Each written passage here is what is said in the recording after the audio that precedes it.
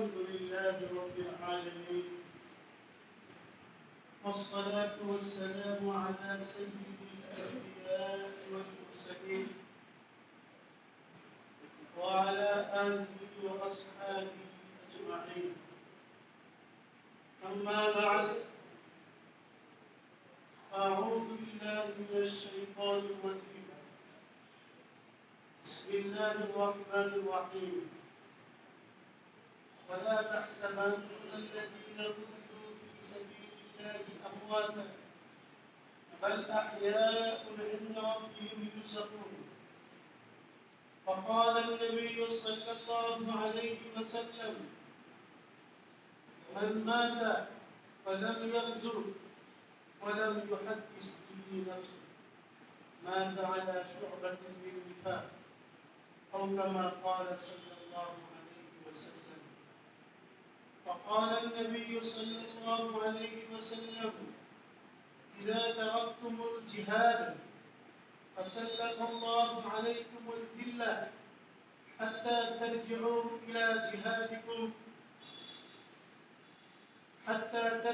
إلى دينكم أي إلى جهادكم، أو كما قال صلى الله عليه وسلم. উপস্থিত আজকে খেলাফত আন্দোলন ময়মনসিংহ জেলার উদ্যোগে আয়োজিত 2013 সালের শাপলা চত্বরের শহীদ এবং 2024-এর শহীদদের স্মরণে আজকের এই আলোচনা সভায় উপস্থিত ময়মনসিংহ জেলা সম্মানিত সভাপতি এবং অন্যান্য নেতৃবৃন্দ, অল্প কিছুক্ষণের মধ্যেই আমাদের জাতীয় নেতৃবৃন্দ চলে আসবেন, যিনি আমাদের খেলাফতের মহাসচিব এবং যুগ্ম মহাসচিব। আমাদের সময় যে টিপটা ছিল না, আমরা সময় দিয়ে খেয়াল করে আমরা শুরু করতেছি। ইসলামের দৃষ্টিতে লোক বেশি হওয়া কম হওয়া এটা নির্ভর করে, নির্ভর তো করে আল্লাহর রেজা, আল্লাহর সন্তুষ্টি। আশরাফে আলমীর দৃষ্টিতে মানুষ অল্প হোক সবাই আস্থা হয়ে যায়, বেশি লোক হইল, লক্ষ লক্ষ লোক হইল চেষ্টা নাই। এর চেয়ে লোক 10 জন হোক, সবাই যদি আল্লাহওয়ালা হয়ে যায়, দলটাই তো আল্লাহওয়ালা। কি বলেন? আমাদের আমরা যে দলটা সম্পৃক্ত, আজকে একটু আগেও আমার এক সহকর্মী সেটা বলতেছিলেন খেলাফত আন্দোলন এটা তো অনেক আগে শেষ হয়ে গেছে। আমি বললাম নাউজুবিল্লাহ, খেলাফত আন্দোলনই এই দেশের প্রথম তওবার রাজনীতি করেছে। এমন এক সময় আন্দোলন আসছে দেশে যখন মানুষ মনে করত ইসলামের রাজনীতি নাই, অনেক আলেমরা রাজনীতি করতো না, সবাই কেউ খানকা আর কেউ মাদ্রাসা, কেউ মসজিদে। ওই মুহূর্তে একজন আল্লাহ বিশেষ ওলি হযরত মুহাম্মদুল্লাহ হাবিবজি হুজুর, যিনি দীর্ঘ 80 বছর খানকায় কাটাচ্ছেন, বেরিয়ে বলছেন তওবার রাস্তা দেখিয়েছে। নিজেও বলছেন যে আমি রাজনীতি করতাম না, এখন আমি নিজেও তওবার রাজনীতি করছি। এই রাজনীতি কেমন তো চলবে? হ্যাঁ, দুনিয়ার রাজনীতি যেগুলি, এই যাদের রাজনীতি হয় দুনিয়ার জন্য, এরা শেষ হয়ে যায়। যে অনেক পার্টি এখন শেষ হয়ে গেছে, তারা দুনিয়ার রাজনীতি করবে। আমি আপনাদের সাথে আয়াত করেছি কোরআন থেকে, যেহেতু আমরা 2013 সালের সবচেয়ে দুঃখজনক, সবচেয়ে মর্মান্তিক, হৃদয় বিদারক, মানবতা বিরোধী একটা ঘটনা শাপলা চত্বরে ঘটেছে। তখন ঢাকায় বদানীতি আমার জন্য যেগুলো রাজনীতির সভায় যাওয়া নিষিদ্ধ ছিল, উপস্থিত সশরীরে দিতে না পারলেও আমার অনেক আত্মীয় স্বজন, অনেক উস্তাদরা হয়েছিলেন, আমার আপন ভাই ভাইরা তারাও ছিল, সব খবর রাখছি। এই যে ঘটনা, বাংলাদেশের নাগরিক আমরা, উলামায়ে কেরাম, হাফেজ, আলেম, মুফতি, মুহাদ্দিসিনরা সেখানে অবস্থান করতেছিল। ওদেরকে অত্যন্ত নির্দয়ভাবে, এমনকি লাইট বন্ধ করে অগণিত গুলি ছাড়ছাড় করে দেওয়া হয়েছে। যারা এই সিনারিটি দেখছেন তারা বুঝবেন এই দেশের একজন প্রধানমন্ত্রী মুসলমান নামধারী হইয়া, মুসলমানের নাম নিয়া সে কি করে তার দেশের নাগরিকদেরকে বিচার ছাড়া এইভাবে পুলিশ তুলে গুলি করে। এত মানুষ যাই বলে আমি তো মানুষ করে তৈরি। আমি তো আমার ছাত্রীকে বলি, ব্রেন ওয়াশ করি, যে হাসিনা কত বলে মুসলমান, মুসলমানই না, যে ধরনের কার্যকলাপ এই দেশে করেছে তারপরেও তাকে মুসলমান বলা সম্ভব না।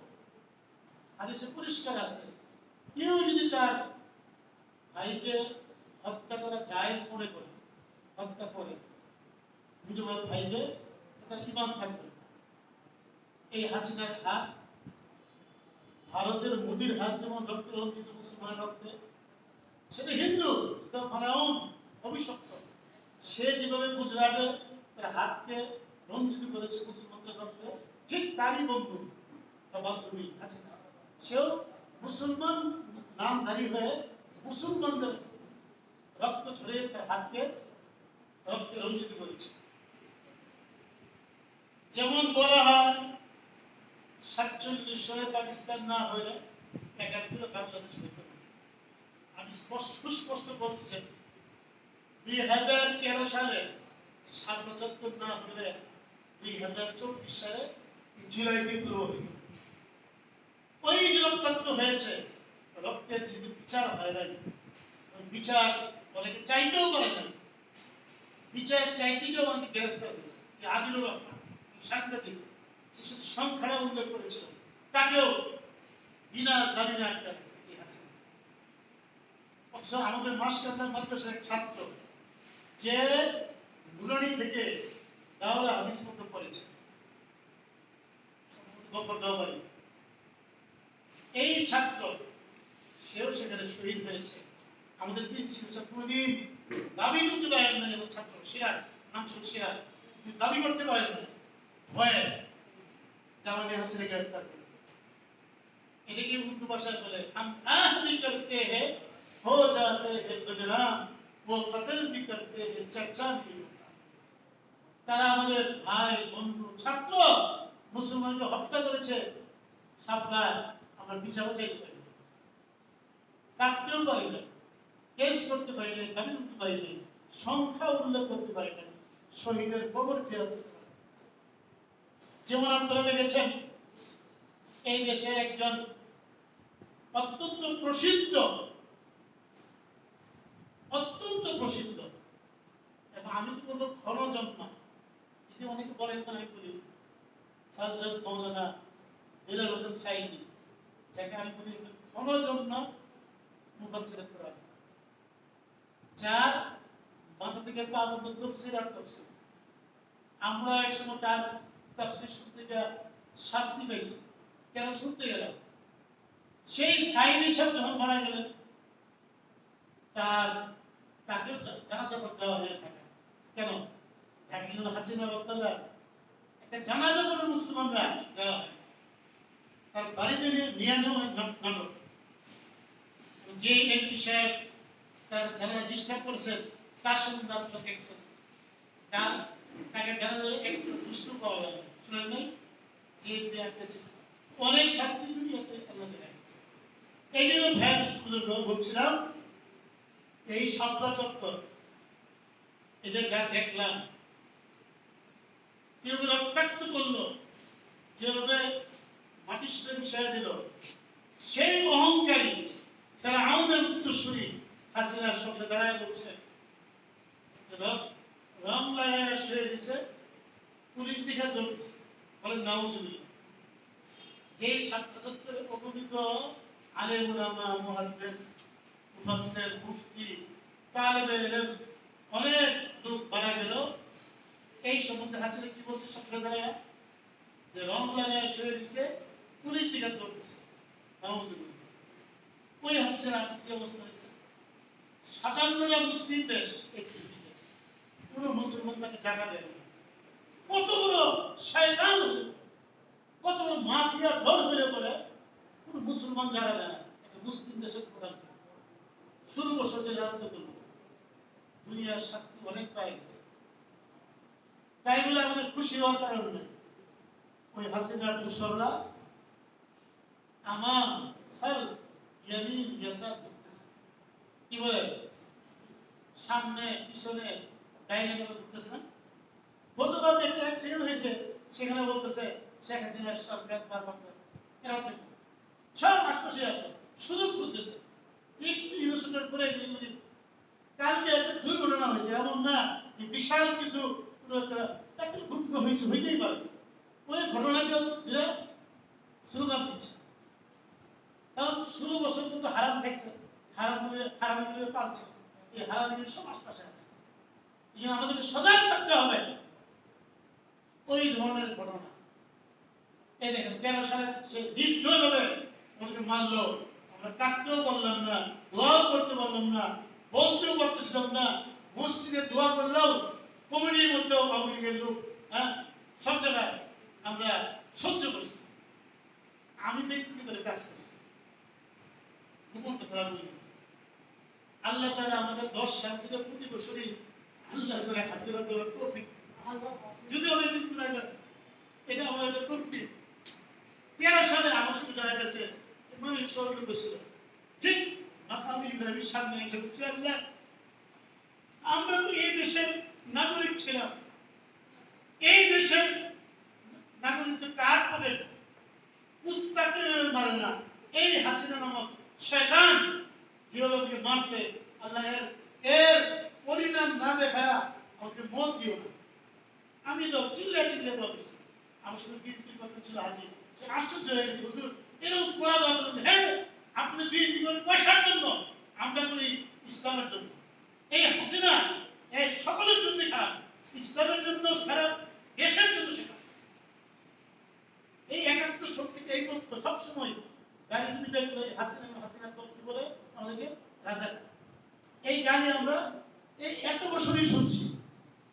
2024-এর এই সমস্ত যুবকরা যারা পুরান হাদিস কম পড়ছে, এবিসিডি পড়ছে, অঙ্ক ইংরেজি পড়ছে, তারা হাসিনা দেখতেছে আমরা রাজাকে ব্যবস এর হুজুর লাগছে আর রাজাকারী দেখার সুযোগ দেয় না।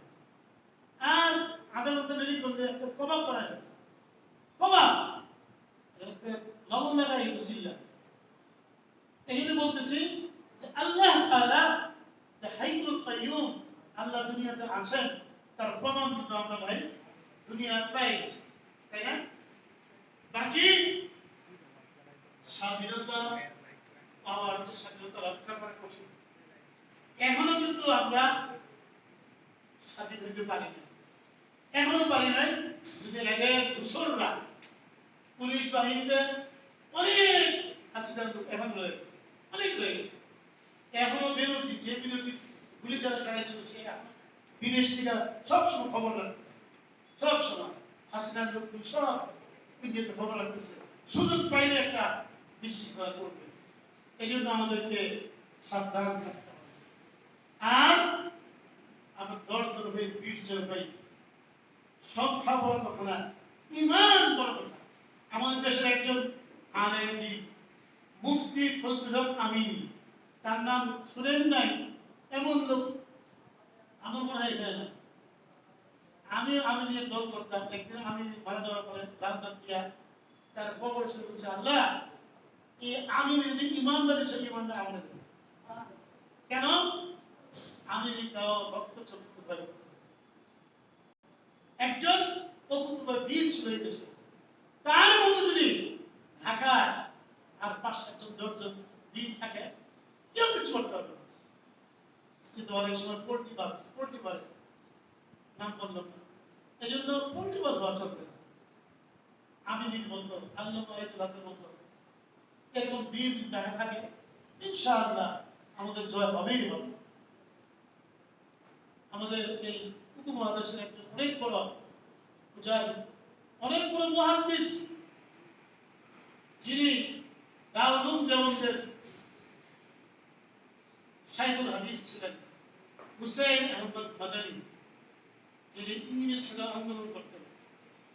উনি ঘন্টাকে ঘন্টা মাইলকে মাইল দূরে পড়াচ্ছেন, সফর করতেছেন, আবার দারুল দেওবন্দে এসে ফজর হলো পড়াচ্ছেন। উনি একটা শেয়ার করেছেন, এই যে আমরা অনেক সময় সম্ভব না, হবে না, এটা কিন্তু বলা যাবে। এই মাদানীকে যখন গ্রেফতার করে করাচি নেওয়া হয়েছে, আমি তো করাচি পত্র দেখছি জেলটা, পরে জেলে রাখা, জেল থেকে যখন শুনানির জন্য পাশে নেওয়া হয়েছে, ওখানে ওনাকে ইংরেজ বিচারক জিজ্ঞাসা করছে, আপনি কি কথা বলছেন? उन्हीं खुद वकील अंग्रेज के फौज में भर्ती होना हराम है, अंग्रेजर फौज भर्ती हो हराम, एक खुद वकील। तो বিচারক জিজ্ঞাসা করছে, হযরত आपने एक फतवा दिया? उन्हीं बोलते बोलते तावील करते उन्हीं बच्चे, कल मैं जो फतवा देता था आज भी मैं एक फतवा देता हूँ, अंग्रेज के फौज में भर्ती होना हराम। তখন উকিল বলছে, আপনি কি বললেন? তো জানেন এর কি পরিণতি? স্বীকার করলেন। উনি বলছেন, मैं इंडिया से कफन की तो कपड़े साथ लेके आया हूं। हाँ, তা আমরা তো এদের নাম বেশি অনেক আছে, বড় আলেম নাম বলেন কিন্তু কাম করেন। আমি নিজেও যে নাম বলতেছি কাম না, সব দুনিয়ার কাছে। এই জন্য ভাইরা আমার, আজকে আমাদেরকে সংকল্প করতে হবে, খেলাফ আন্দোলন হোক ছোট, ক্ষুদ্র হোক, আজকে আমরা সংকল্প করি যে না, আমাদের মোহাম্মদ হাবিবজি হুজুর যেভাবে এই কাজটা শুরু করছিলেন, এই কাজটাকে আমাদের আগে বাড়াইতে হবে। যে যে মহল্লায় আছি আরেকজনকে দাওয়াত দিই, আরেকজনকে দাওয়াত দিই, দিলে কি হবে? দল ছোট হোক, আল্লাহর কাছে কবুল হয়ে যাবে। তার প্রমাণ কি? নূহ ইসলাম একজন নবী, প্রসিদ্ধ নবী, উনার উম্মতের সংখ্যা ছিল অল্প, কিন্তু এবারে 20 জন, এবারে 40 জন, নবুয়তের নাম্বার কমে গেল। আমি আপনি যদি কাজ করতে থাকি, যেই কজনই হোক, ইনশাআল্লাহ এই দলের যে মকবুলিয়ত, এই দলের যে গ্রহণযোগ্যতা, এর উসিলায়, আর সবচেয়ে বড় কথা হলো বলা হয় যে ইমাম মেহেদীর দলে আল্লাহ কবুল করবেন, হাদিস দোয়া করে গেছেন। এই জন্য আমরা এই কাজটাকে চালায় যাব। আর আমাদের 24-এ যে শহীদ, এদের জন্য আমরা দোয়া করব এবং সাবধান শহীদদের জন্য দোয়া করব। ওদের এই আন্দোলন থেকে আমরা অনুপ্রেরণা, আজকে মাদ্রাসা ছাত্ররা আমরা কিতাবুল জিহাদ পড়ি, আমি নিজেও জিহাদ পড়াই আবু দাউদে, কিন্তু জিহাদে সরাসরি রক্ত দিতে পারি না। এই ছেলেগুলো কিতাবুল জিহাদ করে না, কিন্তু হাসিনার শুরু তারা জিহাদটা দেখাইছে জালেমের বিরুদ্ধে। আমরা বলি জালেমের বিরুদ্ধে করে হক বললে আকবরে জিহাদ, আমরা বলি, কিন্তু এই জিহাদ দেখাচ্ছে না। এই গত আগস্টে জুলাই এই স্কুলের ছাত্ররা দেখাচ্ছে, যাদের মাথায় টুপি নাই, যারা অনেকে দাঁড়ায় পেশাব করে, এরা আজকে জিহাদের মতো আমল দেখাচ্ছে, আমরা দেখাইতে পারি। এই জন্য আমি বলবো ভাই, যে আমরা আজম করি, আমরা সংকল্প করি, আমাদের এই দলটা যেহেতু হাবিব হুজুরের দল, নিসবত অনেক আলী, যেমন বলা হয় কেউ যদি কোন নিসবতে বায়াত হয়, আমাদের হাকিম সাহেব বলতেন, ওনার পীরে বলছেন, কেউ যদি কোন নিসবতে বায়াত হয়, যেদিন বায়াত হয় সেই দিন এই সিলসিলার যত মাশায়েখ তারা সবাই তাকে দোয়া করে। আমাদের এই সিলসিলা অনেক বড়, হাবিব হুজুরের সিলসিলা। আমরা যদি ওই নেক নিয়ে কাজ করি, নিজের জান ও মাল লাগাই, সময় লাগাই, ইনশাআল্লাহ সুম্মা ইনশাআল্লাহ আমরা মকবুল হয়ে যাব। আল্লাহ তাআলা, আমি যে কথা যতক্ষণ বললাম যেগুলি পালনীয় সেগুলি পালন করার তৌফিক দান করেন, যেগুলি বর্জনীয় সেগুলি বর্জন করার তৌফিক দান করেন। ওয়া আখিরু দাওয়ানা আনিল হামদুলিল্লাহ।